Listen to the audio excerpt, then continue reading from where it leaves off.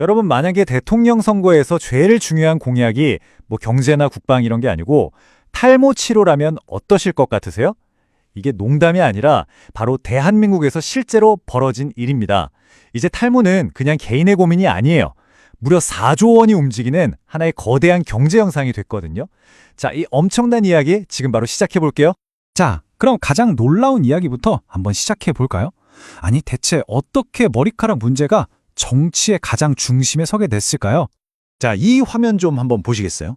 왼쪽에는 뭐 경제 성장, 국가 안보, 우리가 흔히 아는 그런 선거 공약들이 있잖아요.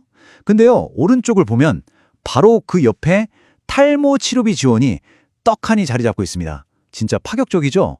바로 이 공약 하나가 당시 20대, 30대 유권자들의 마음을 완전히 흔들어 놓는 정말 핵심적인 변수가 됐던 겁니다. 아니, 이게 어떻게 가능했냐고요?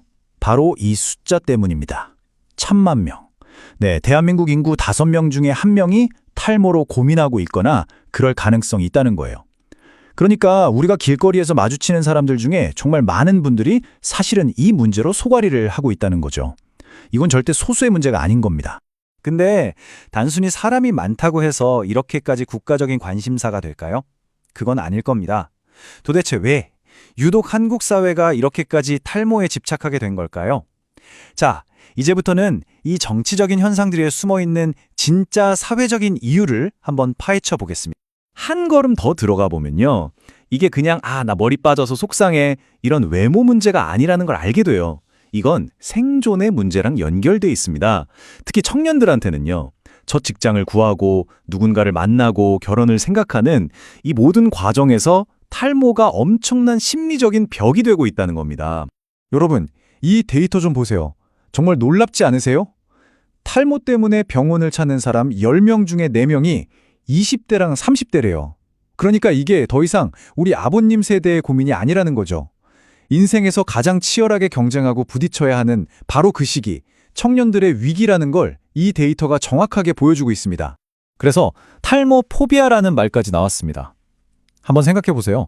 이력서에 붙이는 사진 한 장이 내 첫인상을 결정하고 소위 취업 비주얼이라는 게 하나의 스펙처럼 여겨지는 사회잖아요.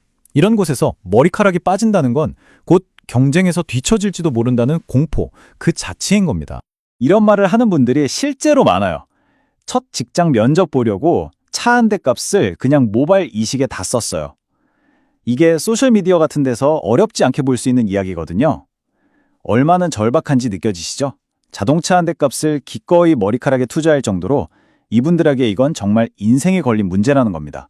자, 바로 이 지점입니다. 이런 사회적인 불안감과 간절한 수요가 만나면서 거대한 경제 엔진이 돌아가기 시작하는 거죠. 이게 어떻게 4조 원짜리 폭발적인 시장을 만들어냈는지 지금부터 한번 보시죠.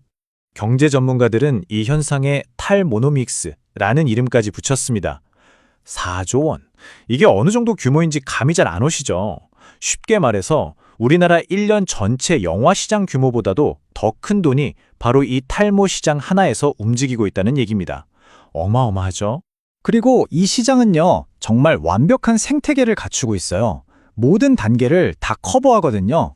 우선 예방 단계. 기능성 샴푸는 이제 기본이고요. 헬멧처럼 머리에 쓰면 LED 빛이 나와서 두피를 관리해주는 그런 기기까지 나왔습니다. 그리고 치료 단계로 넘어가면 병원에서 처방받는 전문 약부터 시작해서 줄기세포 치료 같은 최첨단 기술까지 동원되고요.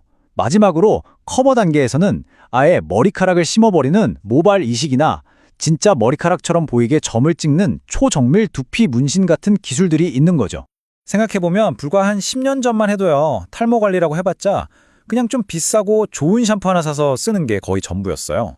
그런데 지금은요? 완전히 다른 세상입니다.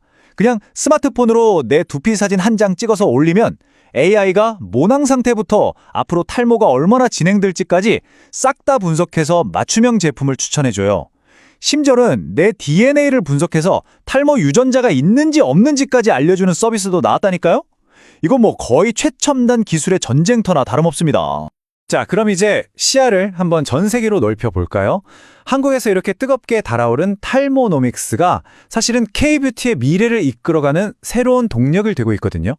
아니, 근데 왜 하필 한국일까요? 여기에는 몇 가지 이유가 있습니다. 그중에서도 제일 중요한 건 바로 까다로운 소비자들이에요. 예를 들면 이렇습니다. 어떤 회사가 야심차게 신제품 샴푸를 내놨는데 이거 거품이 잘 안 나네요. 이런 온라인 후기 하나 딱 올라오면요. 몇 주 만에 그 제품이 시장에서 사라져버릴 수도 있어요. 이렇게 날카로운 소비자들의 피드백이 있으니까 기업들은 그냥 끊임없이 혁신하고 더 좋은 제품을 만들 수밖에 없는 거죠. 덕분에 한국이 전 세계 헤어케어 시장의 가장 중요한 글로벌 테스트베드, 즉 시험장이 된 겁니다. 이런 흐름을 바로 메디컬 뷰티라고 부릅니다.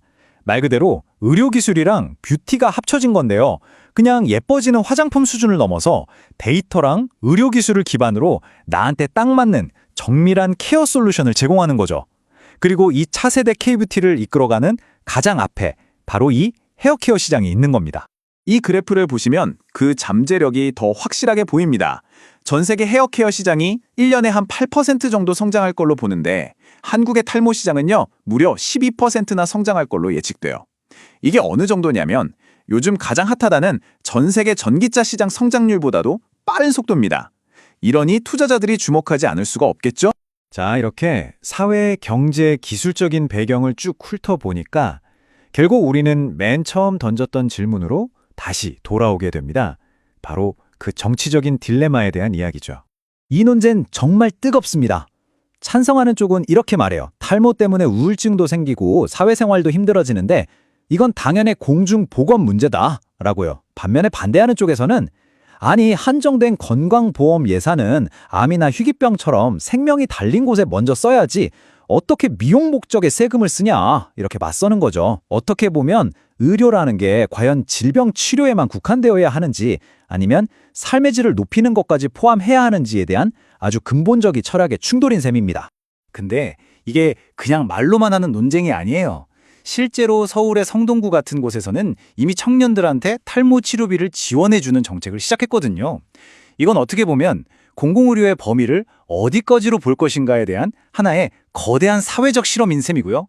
앞으로 다른 지역에도 엄청난 영향을 미칠 수 있는 아주 중요한 첫걸음이 되고 있습니다. 그래서 마지막으로 여러분께 이 질문을 던져보고 싶습니다. 이 모든 논쟁의 핵심은 결국 이거거든요.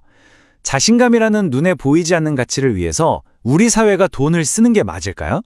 외모가 스펙이 되어버린 이 사회에서 한 사람의 자신감을 지켜주는 건 온전히 개인의 몫일까요? 아니면 우리 사회가 함께 책임져야 할 역할일까요? 여러분의 생각은 어떠신가요?